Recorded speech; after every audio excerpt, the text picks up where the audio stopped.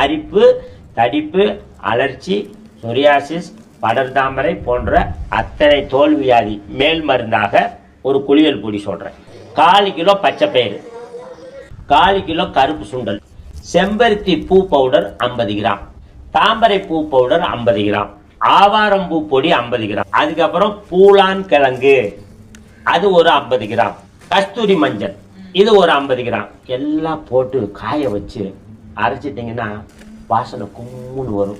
ஒரு பவுல் குளிக்க போகிறோம், இப்போ குளிக்க போகிறதுக்கு முன்னாடி ஒரு பவுலில் ஒரு 20 கிராம், ஒரு ஆளுக்கு சொல்கிறேன், 20 கிராம் பொடியை போட்டு ரோஸ் வாட்டர் இருந்தால் ஊற்றிக்கலாம், நல்லா ரிசல்ட் கிடைக்கும்.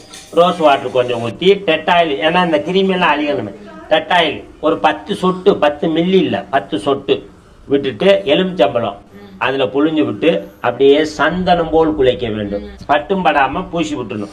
பூசி விட்டுட்டு ஒரு 10 நிமிஷத்துல